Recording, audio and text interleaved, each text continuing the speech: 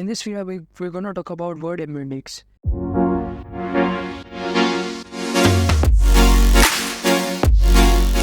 So word embeddings are the things which are behind ChatGPT and all the new technologies, even behind the famous transformer architecture, which has built many models. So everybody who needs to build a natural language processing model needs to convert their text into vectors or numbers. So here we are gonna discuss our word embeddings. So what word embedding does is it is basically a small neural network model. So it's a single hidden layer, and it converts the incoming text and converts it into a vector. So what's a vector? So vector are basically the kind of numbers, like the one number can be 0.23 and so on and so on, and then a specific set of numbers to represent a word on something which is known as a vector space model. So a vector space model is nothing but a graph, and all these are coordinates of the word on the graph. So for an example, so suppose this represent this point on this vector space model, and we can say that this vector represents the word cat. So we can write cat over here. So this point on this vector space will represent cat, and then we can find similar words to cat, like kitten. So two words that are similar will be nearer in the vector space model. So kitten will be somewhere around here, and words that are not related to each other will be further and further away. So for example, if we say car, so that will be somewhere over here. So I'm not calculating, I'm just guessing it. So that will be another vector which will be on some other place. So next, this vector space model which I created is only of 2 dimensions, right? So this is the first x dimension, y dimension, and for some people they can also draw it as a z dimension. But actually this vector space model is very, very big, because we need to represent many words. Like, so in machine learning, people represent 10,000, which is a minimum, to 100,000 words in this vector space model. So we can't fit all those words in a single space. So that's why we create many dimensions also. Like in the natural world, we have 3 dimensions, but on this vector space model, they will create 100 dimensions. Now, to embed words, there are multiple techniques. First technique which is there is called glove, and glove technique is a short form for global vectors. Then the second technique is a word to vec. So as per the aim, only like words to vectors. And then the other technique which we have is FastText. So yeah, that's also like quite similar to word to vec. It's just that it's basically for subwords. So like word to vec will convert a big word like different. So what it will do is it will cut out subwords from it. So it can take diff as other word, her as other word, and hent as other word. And on the vector space model, which I can draw over here, so a sample vector space model, and it will store diff over here, her over here, and hint over here, and then it will combine the vector and create a single vector for this word. So word to vec. So the main technique which we are gonna learn today is word to vec. We'll also go deeper into glove technique, but we won't go that deep into FastText, because this is basically an extension of word to vec. It just like same as word to vec, but it just divides it into subwords.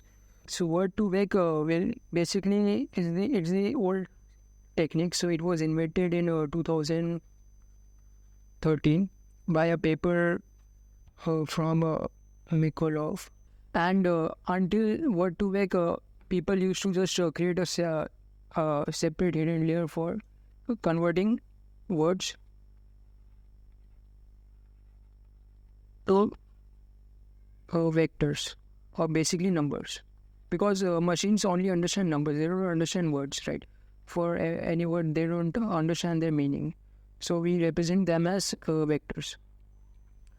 Yeah, now there are techniques for it. So one technique is a continuous bag of words, and the other technique is skipgram. So continuous bag of words is basically where you train a single hidden layer. So there will be a hidden layer like this, and it will get find the relations between words and make their vector representation. So it will take in words like a cat. So it will take this word, and there will be neurons connected, and then there will be a different layer also here. So this will be just for creating the vector. So this will be softmax, which will basically ensure that all those sum to 1. And then over here, we'll create their vector, like 1, 0, 2, 3 in the x dimension, and 2.43 in the y dimension. Now, the number of dimensions will represent the number of terms inside this vector. So if there are 100 dimensions, this will be of 100 terms. So the next technique which we are gonna see is a skipgram. So let me just delete all this. Yeah. So now the skipgram technique is also mostly similar to continuous bag of words, because they were invented by the same person and like the same group of people, because there was not a single person who invented this. And they both came from the same paper. So the skipgram technique will take the word, like the current word, cat, and like suppose let's create a word over here, like so it will take this word over here, and it will create a window. So suppose our window size is 3, so it will take 3 words. This will be the current word, and based on the context word, so these are all context words, it will predict current word, and from that we'll get a weighted matrix, and we'll multiply that with all these vectors, and we'll get a vector for this specific word. So this will be a different vector, and we'll get a new vector which will be the vector for that specific word.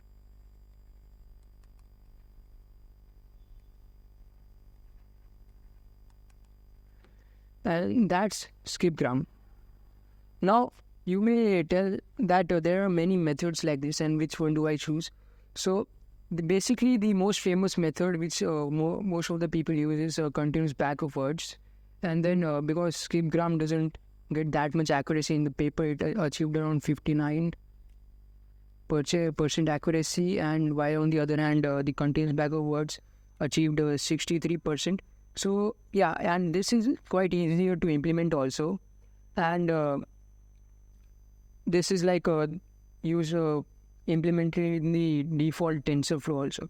Like if you see the embedding layer, right, on TensorFlow you have the embedding layer, so that embedding layer is basically continuous bag of words. Okay, so now we learned about the word to vec. Now you may ask, like, what's the GLOW technique, right? So the GLOW technique, global vectors, also known as the GLOW. So what GLOW does is, it is a different method. It won't like use a machine learning model and then find out what's the vector embedding for each word. What it will do is it will create something known as word-to-word co-occurrence matrix, where so this will be some word, maybe sentence, eats, dog and milk, and these will be separate words.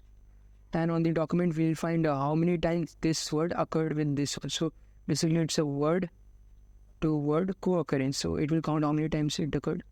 So it appeared 1 time with cat, appeared 1 time with eats, bark occurred 1 time with dog, and water occurred 0 time with dog. So cat appeared with milk and so on, so on. So this is called a word-to-word co-occurrence matrix. Now, based on this matrix, we'll do some statistics. So, based on that matrix, we'll just find some co-occurrence probabilities. So the Cloud technique is also based on statistics, and it's based on ratios also. So we'll find, so suppose this is I and this is J. We'll find the probability of I. So let me write it in mathematical terms. So probability I, so probability cat, given that eats has occurred, right? So we can represent this in some other way also. So we can write a probability of a cat, which is 1 with eats. So we can write 1, and then the total like probability of eats. So how many times eats occurred with all the other words. So this is also what. So the probability of cats occurring with eats is 100%. And this is how the statistics word. Now we'll do that for every other word, and all these statistics which we do over here will make us find the vector space model.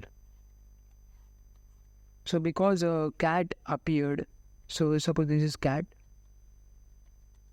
with eats for 100% probability, so cats and eats will be near. Now if you count for the other terms like barks with eats, so probability of barks given that eats has occurred is equal to 0 over the probability of eats, which is what, which is basically equal to 0.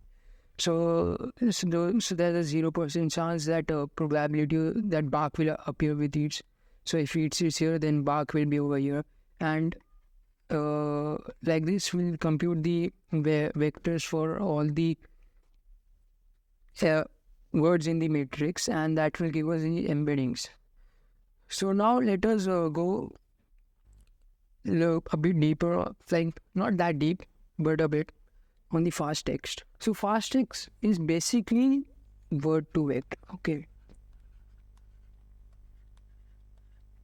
it's basically the word to vex continuous bank of words. The thing here is, if we have a word like different, we'll just subword it. Now you may ask, where will it be used, right? Why do we subword this?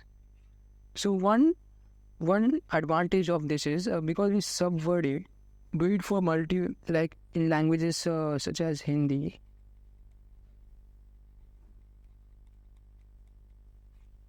This will be useful because sometimes words are mixed with other words to create a different meaning, right? So suppose if I take an example of Hindi, suppose I take kar, okay. Now kar by default is informal. It's informal way of speaking in Hindi. Ye kaam kar, that's informal. And if I just add kar, ye kariye, that's formal. That's a formal way of telling it. Do. So what does kar means? It's basically do. But adding matras and changing a few things can change the whole meaning of the whole sentence, not only the word. So if I just add a kar, that will make the whole sentence informal. And if I add kariye or karo, that's a formal way of saying it. So that's why FastText is used in translation. Now I can even give a English example of this, right? So you can see the word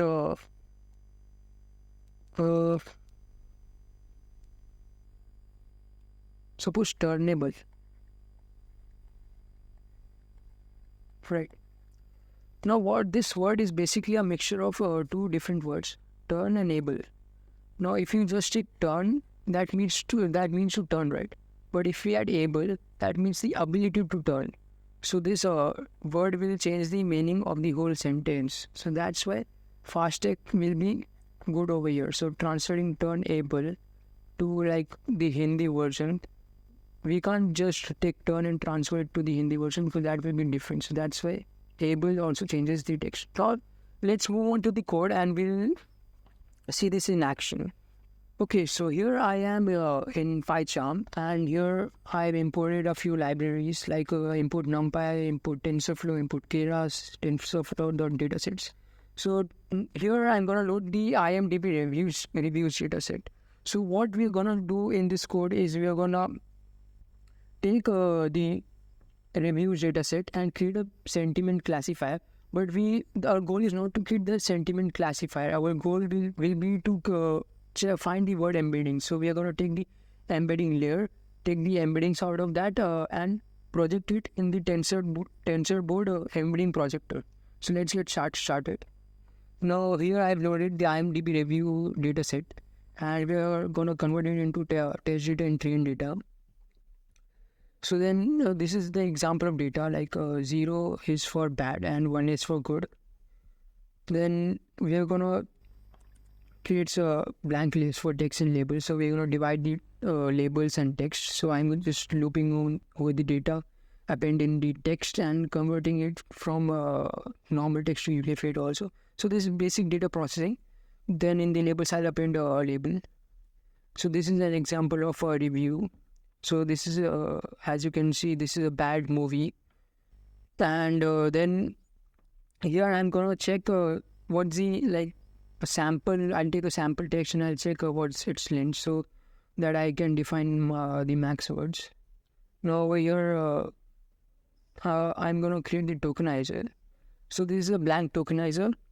And then I just fit it on the text list.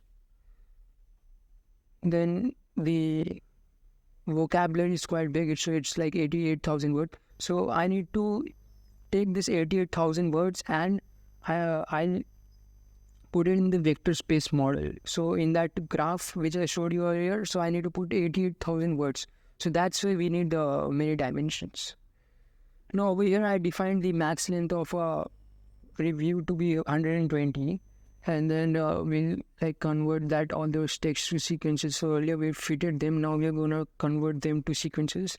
And then we'll pad the sequences so all the texts are of the same length. Here I'm creating a basic sentiment classifier. I named it embedders because you're just looking at the embedding layer over here. So this is a functional model. I create a class, init method, embedding layer, average, pooling, dense. It will achieve a pretty good accuracy, also important. So I used Sigmoid. So the embedding layer is the continuous bag of words method. Wait. So if you use embedding just as it. Now you may ask how do you use a glove? How do you use skip graph, right? So for you using glove, you need to go to the glove pre-trained website. So it's like, I'll share the link in the description. So you need to get the file from the website and then you can like import the file inside your editor. And in the PyCharm, you can loop on your words and then for each word get the embedding and then you'll have your embedding like that. Then for when you use glove, you need to also use the embedding layer because that's like a neural network, so that's necessary. And what the glove will do is it will just give a boost to this embedding layer. So next we'll compile it, we'll fit it like for 10 epochs and it achieves a pretty good accuracy over here also. Then I'm gonna get the weights of the embedding layer. So model.embedding.get weights and get the first. Then I'll just define the index to word. So like if I have the token, how do I convert it to a word? Then I'll open to files, vectors and meta. So meta will be the word itself and vectors will be the vector. Now I'll open the vector in meta. I'll loop on all the word, and then for every word I'll convert the ID to a word. Get the weights. So basically get the vector weights for that word. And because if it's out of vocabulary token, I won't try to do the vector file, it will distort the data. So then I'll write the vectors, I'll write the words, and I'll closing. Yeah. So after that, I just tested the sentiment analyzer. So if I say it's a great movie, it will tell that, yeah, that's closer to 1, so it was a good comment. Now what next you can do is you'll get this meta and vectors or TSV files. So next we'll go to the embedding projector. So you can just type tensor. We'll just type embedding projector. So this is the embedding projector. Now this is the default, but you can click on load. Yeah, then you can choose your file. So I'll select the vectors.tsv and upload it to the vectors part, and then I'll select the meta.tsv and upload it to the meta part. And now both of the files are uploaded. Now you can see that this is the embedding. So like this is basically the brain of the computer. So this is the vector space model which I said you earlier. Now if you search for cat over here, you can see that it was in pretty good. So it says that wildcat and cat, that's pretty good. So it recognizes wildcat and cat are closer together. Then catchy and cat, which is actually not that close. So it recognizes that as those together. Then vacation, like cats for vacation or something like that. Scratch, so it's recognized that scratch is pretty related to cat, so that's why it said the scratcher is pretty related to cat as well. Now let's search for grade, and grade, yeah, it did a pretty good job recognizing grade. So grade is great, grades are all like correct embeddings. Yeah, even our accuracy was also very good. Then we can find for happy and chappy, all this are like on the same spectrum. So this was a word embeddings, and this is like the first step in creating a natural language processing model.